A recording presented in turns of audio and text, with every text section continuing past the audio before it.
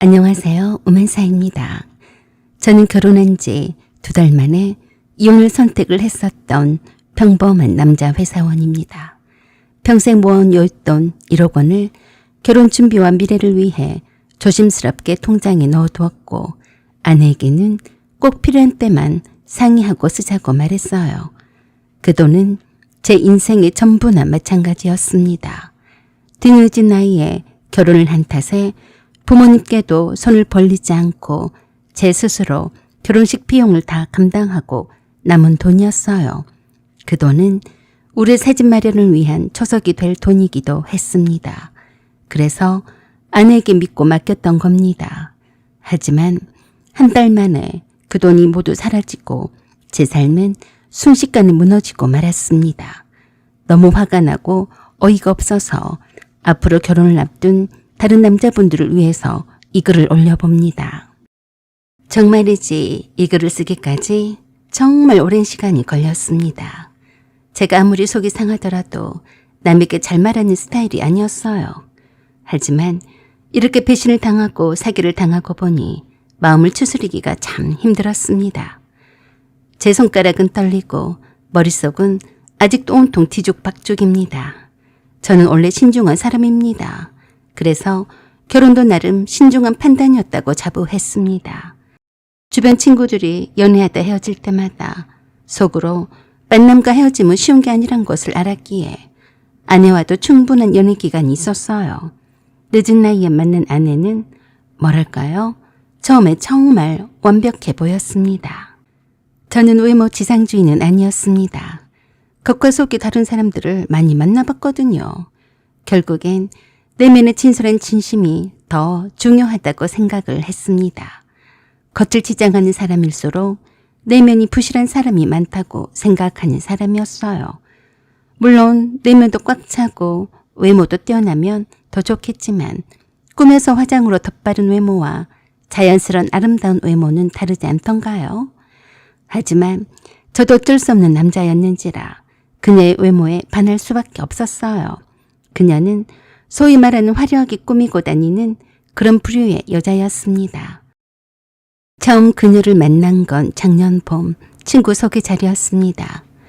형, 이번엔 진짜야. 진짜 괜찮은 사람이야. 나도 딱 보자마자 형이랑 잘 맞겠다 싶었어. 그 말을 믿고 나간 자리에서 저는 그녀를 봤습니다. 흰 셔츠에 얇은 가디건 하나 걸친 모습이었지만 딱 봐도 비싼 명품백에 설거지 한 번도 안 해봤을 듯한 화려한 큐빅 장식에 손톱 매니큐어에 전체적으로 고급스러운 분위기였어요. 하지만 첫인상은 뭐랄까 그야말로 따뜻함이 묻어나는 귀염상이었어요. 말투도 부드럽고 눈 마주칠 때마다 작은 미소를 짓는 모습에 이상하게 긴장이 풀리더라고요. 그날 집에 돌아오는 길 머릿속에 온통 그녀 생각뿐이었습니다. 어리숙한 제가 그때 그녀가 연애 토사란 사실을 어찌 알았겠습니까? 그때는 전혀 눈치를 못 챘습니다. 선수한테 안 당할 방법이 있겠어요? 그래서 연애는 순조로웠습니다. 늘 만나면 작은 손편지를 주거나 밥을 먹을 때도 항상 제 반찬 먼저 챙겨주던 그녀였어요. 한 번은 제가 힘들어 보였는지 회사 앞까지 도시락을 싸들고 온 날도 있었어요. 그게 다 연출이었던 겁니다. 자기, 오늘은 내가 만든 거 먹고 힘내자. 그때 그 느낀 감정은 마치 처음으로 엄마가 싸준 도시락을 받아본 어린애 같았다고나 할까요? 사람이라는 게 이렇게 한순간에 빠질 수 있구나 싶었습니다.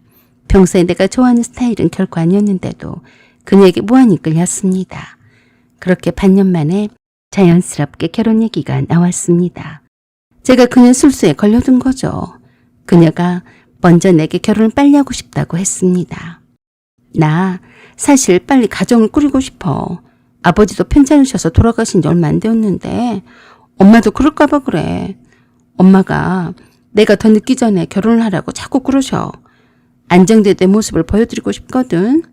그 말을 듣는 순간 저도 모르게 눈물이 핑 돌았습니다. 저 역시 어릴 적부터 가족이란 단어에 약했거든요. 부모님 2분 다 시골에 계시고 저는 혼자 서울에서 오래 살다 보니 늘 마음 한구석이 허전했습니다.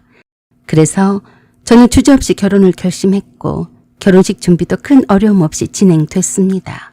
아내가 시댁과 친정 양쪽 모두를 세심히 챙기는 모습에 저는 정말 이 여자랑 살면 평생 든든하겠다라고 생각했습니다. 결혼식은 남들처럼 예식장에서 소박하게 잘 치렀습니다. 친구들이 결혼 축하를 불러주고 양가 부모님은 눈물을 흘리셨고 하객들 대부분이 정말 잘 어울린다며 축하를 아끼지 않았습니다. 그날 밤 신혼집에서 둘이 마주 앉아 와인 한 잔 기울이며 아내가 했던 말이 아직도 귀에 생생합니다. 민철 씨, 앞으로 우리 통장은 한마음 한뜻으로 합치자. 나는 숨기는 거 정말 싫어해. 당신 통장에 돈 좀 모아놓은 거 있지? 그렇긴 한데 그냥 내 통장은 내가 알아서 할게. 뭐? 나 못 믿어서 그래요? 못 믿어서가 아니라 각자 돈은 각자가 알아서 해야지. 그래야 하지 않을까? 난 그건 아니라고 봐. 결혼도 했으니까 서로 투명하게 오픈할 건 해야지. 그래? 그럼 자기는 자기 통장을 나한테 보여줄 수 있어? 내가 돈이 어디 있다고 그래. 내가 맏딸이라서 동생들 학비도 해주고 신혼살림 사고 결혼 비용을 대느라 한 푼도 안 남았어. 알잖아, 짠순인 거. 정말 이렇게 나오면 섭섭해. 그 말에 저는 조금 망설였지만 결국 믿음을 선택했습니다. 그래, 이왕 결혼했으면 다 터놓고 살자. 그렇게 저는 제 전 재산이 담긴 통장을 아내 앞으로 다 내주었습니다. 통장 비번과 체크카드도 주었습니다. 제가 참 어리석고 멍청했던 거죠. 그땐 제가 뭔가에 홀랑 씌었던 것 같았습니다. 아내를 사랑하는 마음이 큰 나머지 애교 섞이게 살살거리는 아내의 웃음과 말에 넘어갔습니다. 당시 제 통장 잔고는 딱 1억이 조금 넘었습니다. 결혼하면서 남은 적금, 주식 조금 정리한 돈, 회사에서 받은 성과금 등 그야말로 제 인생의 전부였죠. 그런데 결혼 한 달이 지나면서 뭔가 이상해지기 시작했습니다. 처음엔 작은 카드 사용 내역이었습니다. 자기야, 이게 뭐야? 30만 원짜리 화장품 결제된 거? 아, 그거 친구 결혼식이 있어서 급하게 샀어. 미안, 내가 다음 달에 아껴 쓸게. 사소한 거니까 넘어갔습니다. 그 다음 달엔 레스토랑 결제가 눈에 띄었습니다. 자기야, 이거 어디 간 거야? 나랑 간 건 아니잖아. 아, 그거 엄마랑 오랜만에 외식했어. 자기가 항상 부모님 잘 챙기라고 했잖아. 또 한 번 넘어갔습니다. 어차피 부모님이라고 하니까 오히려 뿌듯한 마음도 있었습니다. 그래도 조금 쎄하고 씀씀이가 과하다는 느낌이 들더군요. 그래도 제가 회사 생활에 바쁜 탓에 하루 이틀 그렇게 지나치기 일쑤였어요. 저렇게 천진난만하게 나한테 잘하는 아내가 설마 나를 등쳐먹겠냐 싶었습니다. 하지만 설마가 사람 잡았습니다. 점점 내역은 늘어났고 금액은 커져갔습니다. 명품 가방, 고급 에스테틱, 고가의 PT 등록, 친구들과의 여행 예약. 저는 그때부터 머리가 띵해지고 심장이 쿵쾅거리기 시작했습니다. 혹시 내가 너무 오버하나? 결혼했으니 어느 정도는 쓸 수도 있지 않을까. 하지만 아무리 생각해도 내가 아껴 모은 내 돈으로 이 정도까지 쓰는 건 이상했습니다. 돈을 못 써서 안달난 사람 같더라고요. 용기 내서 다시 물었습니다. 자기야, 솔직히 말해줘. 이거 너무 많이 쓰는 거 아니야? 우리 미래를 위해 모으자고 했잖아. 그러자 그녀는 그전까지 한 번도 본 적 없는 표정을 지었습니다. 아, 진짜 왜 그래? 결혼하면 원래 이렇게 쓰는 거 아니야? 내가 내 행복도 못 챙겨? 다 나 위해서 쓰는 거야. 내가 좋으면 당신도 좋은 거 아니야? 당신이 그 정도도 못 봐줘? 지금은 우리가 허리띠를 졸라매야 해. 애가 생기면 돈도 많이 들어갈 거고 아파트를 당첨을 받아서 집도 사야 하잖아. 그러려면 돈을 많이 아껴야 해. 내가 쪼잔한 남편이라고 몰지 마. 당신이 그동안 모아놓은 돈도 없는 것에 대해서 내가 말은 하지 않잖아. 좀 더 아껴 썼으면 좋겠어. 아니면 네 돈을 쓰던가. 알았다고 하면서도 그녀는 매우 나를 피곤해 했습니다. 그 나이가 되도록 모아놓은 돈도 한 푼도 없으면 미안해할 줄 알아야 하는 거 아닙니까? 아내는 우리 결혼식 때도 그저 최선의 것만 했습니다. 겨우 예식 비용만 보탰을 뿐입니다. 돈이 없다는 이유로 말이죠. 그때도 사랑하는 사람이라서 제가 다 감싸고 넘어갔어요. 그런데도 아내는 경우가 없어도 너무 없는 여자였습니다. 내가 믿고 맡긴 1억이란 돈에 눈이 뒤집힌 모양이었어요. 돈만 보면 써버려야 직성이 풀리는 그런 여자였습니다. 그랬으니 제가 평생 그런 여자와 산다면 뻔한 뻔짝 아니겠나요? 안 봐도 비디오입니다. 그때 저는 처음 알았습니다. 그녀가 말하던 우리는 결국 그녀 자신만을 위한 단어였다는 것을요. 그리고 저는 멍청하게도 아내가 내게 통보식으로 해외여행을 떠나던 날에서야 아내가 다니던 회사도 그만뒀다는 것도 알게 되었어요. 웃기지 않습니까? 아내는 내게 자신을 위해 필요한 것만 말했습니다. 그건 부부 사이가 아닌 거죠. 그저 나를 이용해 먹기 위해서 결혼이란 것을 선택을 한 것처럼 느껴졌습니다. 그래도 그때는 그걸 제가 몰랐습니다. 그날도 퇴근해서 집에 돌아와 보니 불이 꺼진 거실에 있는 자그마한 테이블 위에 아내의 메모가 있더라고요. 자기야, 나 엄마랑 스위스로 엄마 생일 기념 여행을 갔어. 간 김에 유럽도 돌아보고 올 거야. 밥 잘 챙겨 먹고 내가 올 때까지 잘 있어. 한 달 후에 보자. 라고 써 있었어요. 어이가 없더군요. 그래서 그렇게 신이 나서 백화점에 들락거렸고 친정 식구들이 들락거렸었나 보더라고요. 내게는 미리 알려주지도 않고 쪽지만 딸랑 남겨놓고 떠나다니 제정신입니까? 회사는 어떻게 하고 한 달씩이나 어처구니가 없었어요. 그래서 곧바로 아내에게 전화를 했습니다. 자기야, 지금 이게 뭐하는 짓이야? 뭐하긴, 내가 엄마랑 함께 여행을 가는 게 안 입고 와? 굉장히 불쾌하네. 자기가 바빠서 말을 못했어. 회사는 어떻게 하고 한 달씩이나 유럽 여행을 가니? 회사? 그깟 회사는 다녀서 뭐해. 우리 친정엄마가 아직 다리가 튼튼하실 때 모시고 다녀와야지. 그래서 그만뒀어. 뭐? 그만뒀다고? 나랑 상의도 없이 그만뒀단 말이야? 그러자 얼척이 없는 말을 했습니다. 너 참 김색이 이럴 거야? 내가 회사를 그만두던지 말던지. 네가 뭔 상관이야? 그럼 유럽 여행비는 누구 돈으로 가는 거니? 결국 돈 때문이었어? 너 참 추접스럽다. 추접스러워. 걱정 마. 내 돈으로 가면 될 거 아니냐? 라고 하며 일방적으로 끊어버렸습니다. 아내는 나와 결혼하자마자 작정하고 회사를 그만뒀던 겁니다. 그 다음날 제가 아내가 다니던 회사에 물어봤습니다. 저 CNC 엔터테인먼트죠? 네, 그런데요? 네, 저는 이명화 씨 남편인데요. 명화 씨가 회사를 언제 그만뒀습니까? 아, 이명화 씨요? 네, 저는 지금까지 다니고 있는 줄 알았거든요. 마침 잘 됐네요. 명화 씨를 그렇게 안 봤는데요. 결혼한 후에도 계속 다닐 것처럼 그러더니 세상에 축의금만 딱 받아 챙기고 신혼여행을 다녀온 다음 날에 안 나오더라고요. 이런 말은 안 하려고 했는데요. 전화해서 물어보니까 하는 겁니다. 근무한 지 1년도 안 채우고 가면서 좀 그렇지 않나요? 네? 신혼여행을 다녀온 다음 날에 그만뒀다고요? 네. 남편이라면서 모르셨어요? 네, 알겠습니다. 정말 이상하지 않습니까?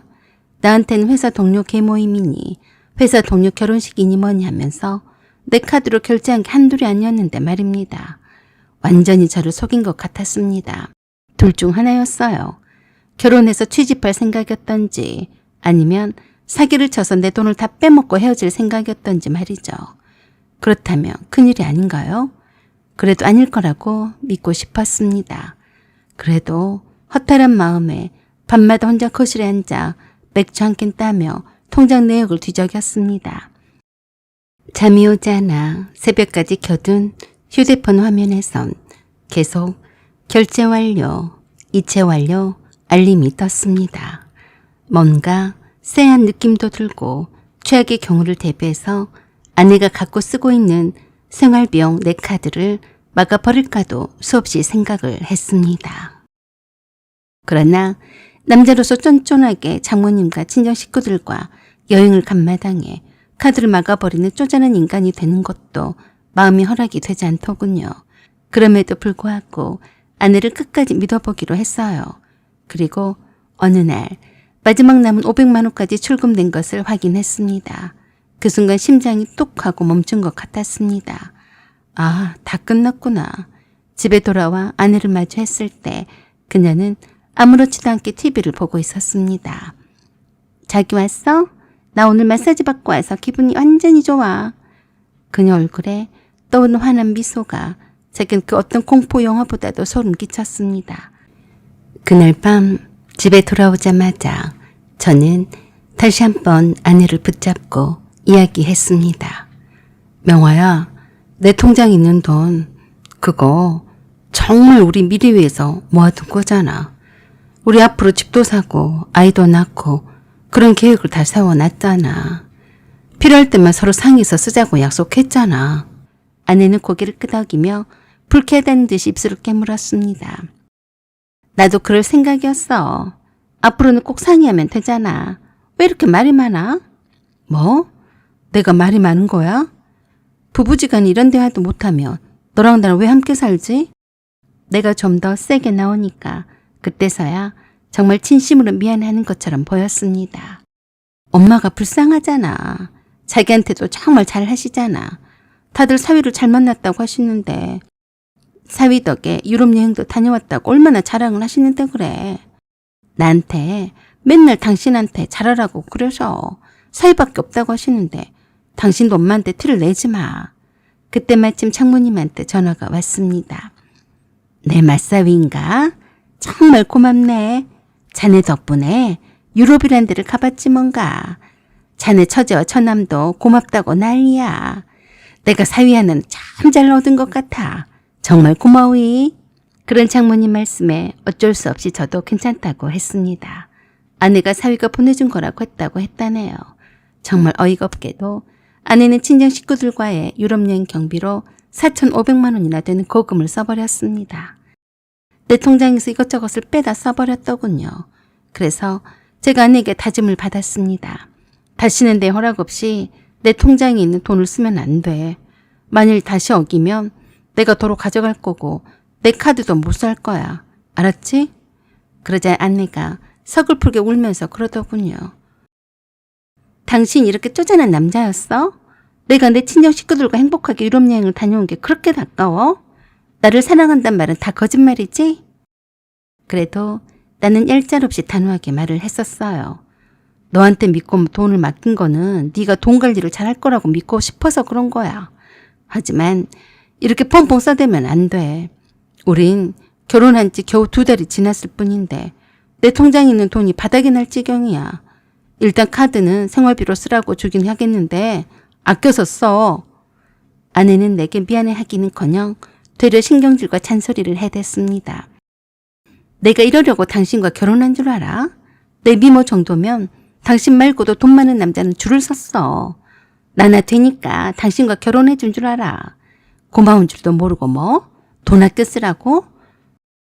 저는 그때 처음으로 아내와의 결혼을 후회했습니다. 완전히 속아서 한 결혼 같더군요. 이런 속물인 여자인 줄은 정말 몰랐습니다. 그래도 어찌됐든 아내와 결혼을 한 이상 최선을 다해보려고 노력을 하자고 마음을 먹었습니다. 내가 사랑한 여자가 아니었던가요. 그래서 또 한 번 마음을 접었습니다. 하지만 며칠 뒤 회사에서 야근을 하고 늦게 귀가하던 날 집에 들어오자마자 느껴진 정적은 저를 또 불안하게 만들었습니다. 거실에는 불이 켜져 있었고 테이블 위엔 아내의 못불 하나만 덩그러니 놓여 있었습니다.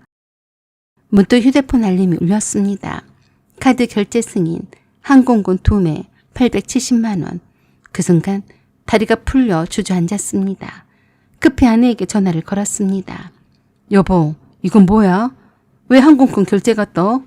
수화기 너머로 들려온 아내의 목소리는 너무나도 밝고 심지어 웃음기까지 묻어 있었습니다. 자기야, 놀라지 마. 엄마랑 단둘이 포르투갈에 다녀오기로 했어. 우리 신혼여행 때 정말 좋았잖아.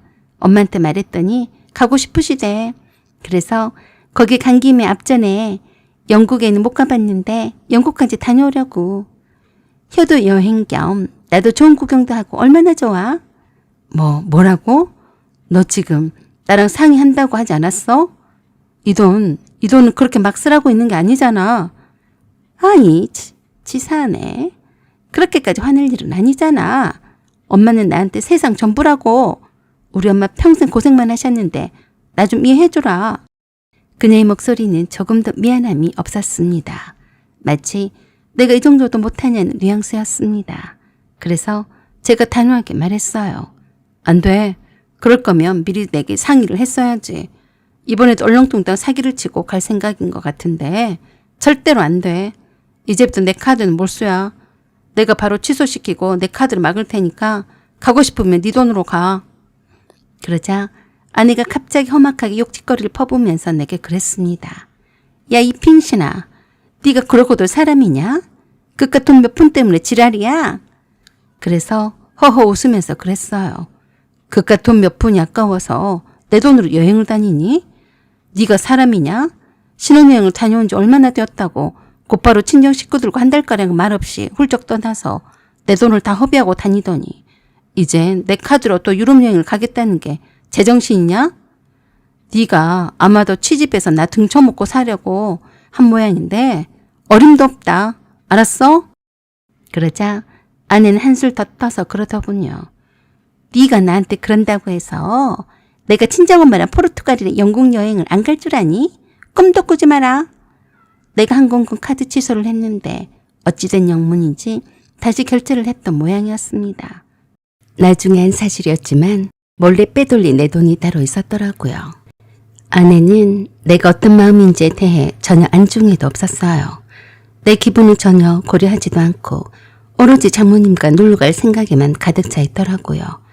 내가 이런 여자와 결혼을 했다니 너무 실망스러웠습니다. 이런 여자를 잘못 선택해서 외모에 반해서 혹했던 내 자신에게도 화가 났어요. 그녀는 나에 대한 배려가 전혀 없었고 오로지 자신만을 위해서 사는 듯 싶었습니다. 결혼 전에 내가 알던 여자가 아니었어요. 이렇게 갑자기 달라질 수가 있을까 싶어서 사실 충격이 컸습니다. 되려 아내는 나를 심하게 공격을 했습니다. 네가 그렇게 나쁜 사람인 줄은 몰랐다. 세상에 카드를 쓰라고 줬으면서 내가 엄마랑 여행을 간다니까 배알이 꼬여서 카드 취소를 하는 게 정상이냐? 그래, 마누라는 여행을 떠났는데 너는 축으로 일만 해야 하니까 속이 뒤집히긴 하겠다. 너랑 말도 섞기 싫으니까 내 옆에 오지도 말어. 참 얼척이 없고 대화도 안 되었습니다. 속이 상해서 맥주를 3캔이나 마시고 잠이 들었어요. 이틀 뒤 아내는 친정엄마와 함께 공항으로 떠났습니다. 저는 출근길 지하철에서 멍하니 창밖을 보면서 도대체 내 인생이 어디서부터 잘못된 걸까 계속 곱씹었습니다. 회사에서 도착했더니 회의실 유리벽에 비친 제 얼굴이 그야말로 시체 같았습니다. 눈빛은 퀭하고 입술은 잿빛이었죠. 아내가 떠난 동안 저는 통장 내역을 샅샅이 뒤졌습니다. 거기엔 이미 해외여행 항공권뿐만 아니라 각종 호텔 예약, 명품 쇼핑 예약금, 마사지샵 예약까지. 하지만 가장 큰 충격은 무려 6,500만 원이나 되는 친정집 대출 상환이란 명목으로 버젓이 송금이 되어 있었던 겁니다. 저는 전혀 몰랐던 건데 이해가 되지 않더군요. 분명히 아내에게서 내 통장에 체크카드를 도로 빼앗아 올 때는 잔고가 이렇게 바닥에 나진 않았었거든요. 잔고가 아예 없었습니다. 장모님에게 이체된 날짜가 바로 아내와 장모님이 여행을 떠나기 전날이었습니다. 휴대폰 통장 앱에 알림 기능도 꺼져 있어서 제가 미처 빨리 확인을 못했던 겁니다. 그래서 급히 지갑에 내 통장의 체크카드를 찾아봤더니 감쪽같이 없어졌어요. 이건 완전히 선수가 하는 짓이 아니던가요? 아내에게 전화를 했더니 받지 않았어요. 그래서 장모님에게도 전화를 했더니 역시나 받지 않았습니다. 식은땀이 나더군요. 내가 맥주를 마시고 잠이 든 사이에 내 지갑에서 체크카드를 꺼내간 모양이었어요.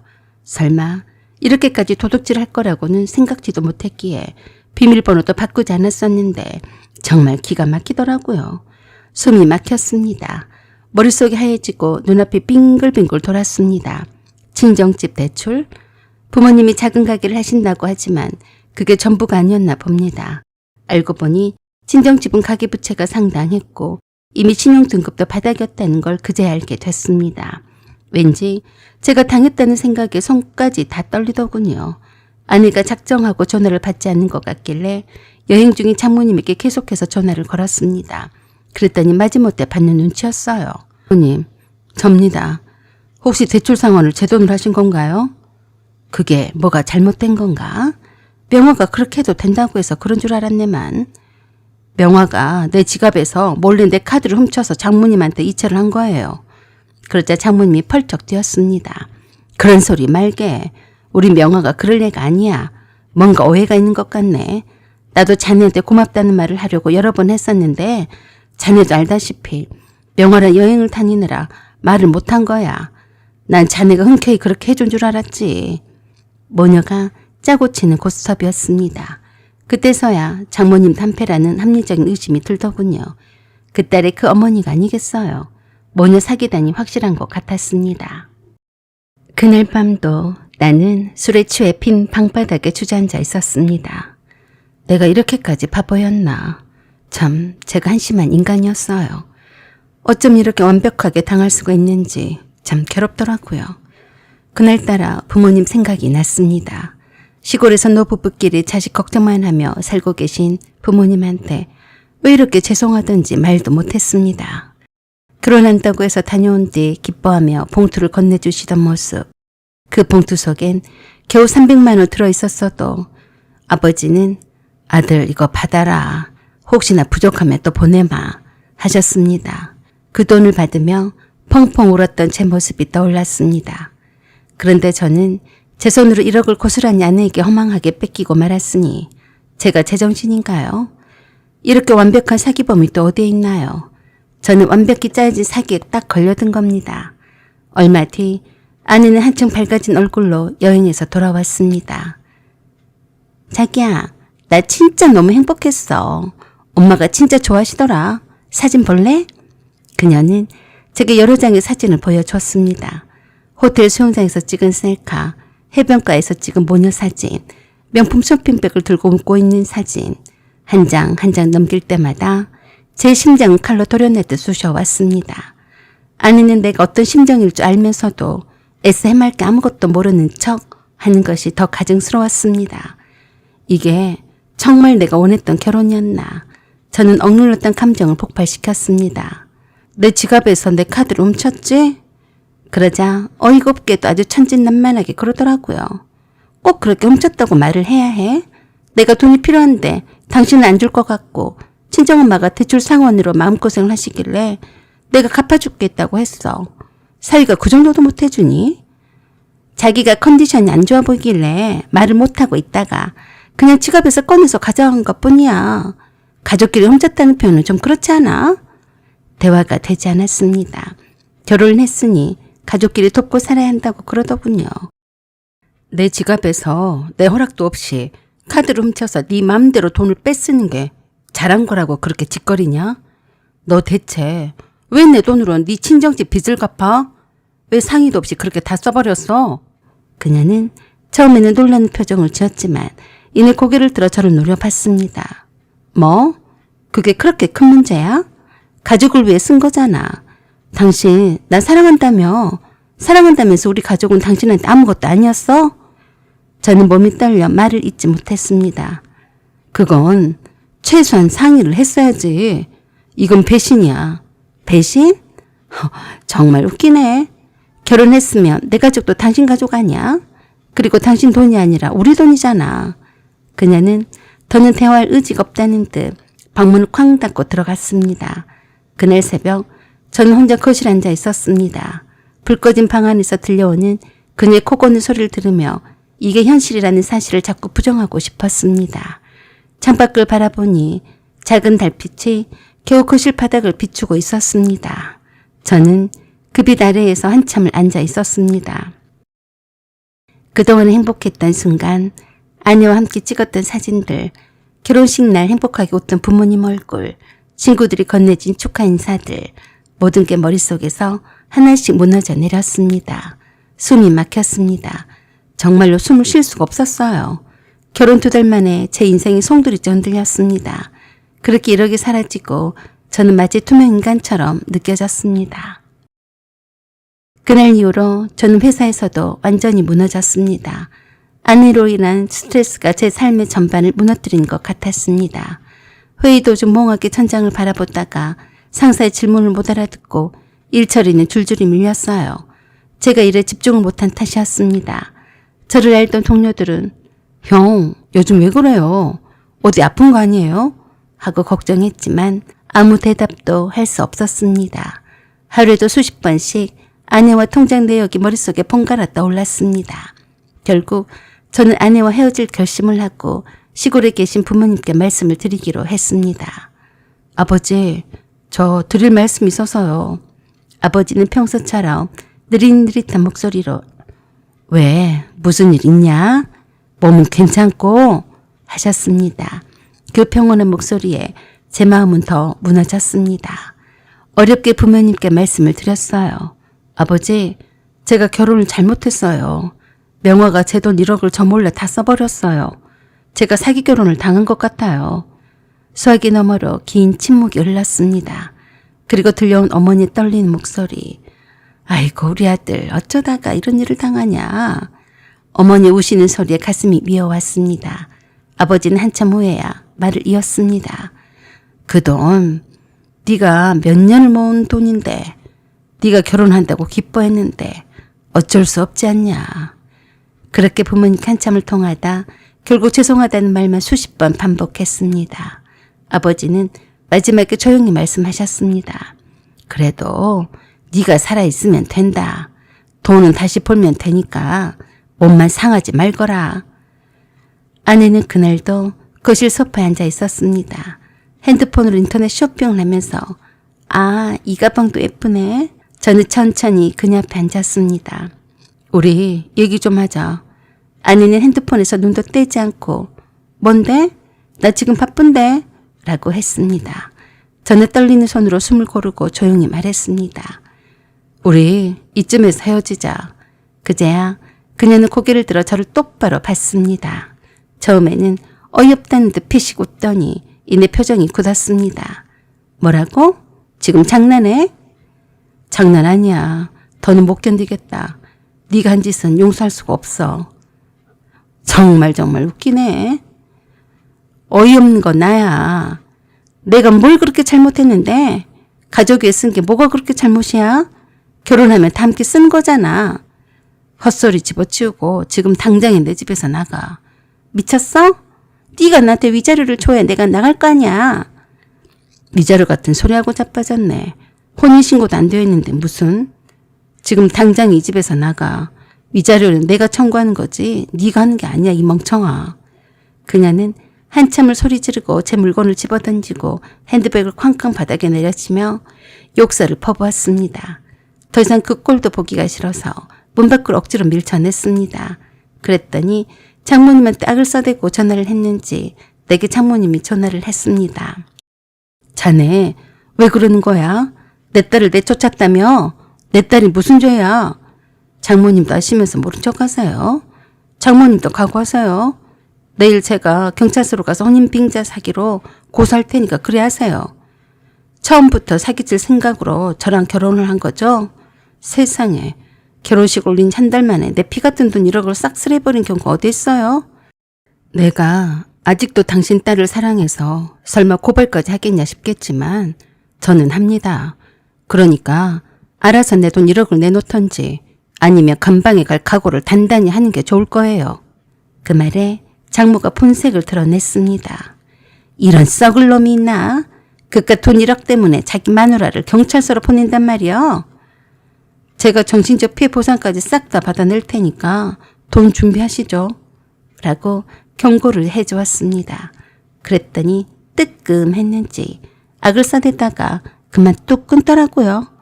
그때까지 우리 집 배를 누르며 꺼질 생각을 안고 밖에서 버티고 있는 아내에게 제가 그랬습니다. 내가 네가 하도 하는 짓이 수상쩍어서 네 뒤를 캐봤어. 너 해도 너무하더라. 네 낯짝 하나 믿고 무수히 헤쳐 먹었던데. 넌 내가 용서를 안 할 거야. 내가 잘해줄 때 멈췄어야 했어. 넌 이제 끝장이야. 내 기세에 뭔가를 직감을 했는지 살짝 기가 죽어서 그러더라고요. 알았으니까 내 짐은 갖고 나와야 할 거 아니야. 네 짐이 어디 있다고 그래? 넌 나한테 못만 왔잖아. 다 내 돈으로 산 거잖아. 그냥 그대로 꺼져. 내가 다른 남자들처럼 물러 터질 줄 알았지? 내가 살다가 고단수 꽃뱀을 또 처음 만났네. 네 엄마까지 철창에 쳐놓을 거야. 과거가 화려하더라. 그 말에 얼굴이 새하얘지더니 갑자기 태세 전환을 해서 나한테 그랬습니다. 오빠 무섭게 왜 그래? 뭔가 오해를 한 것 같다. 오해?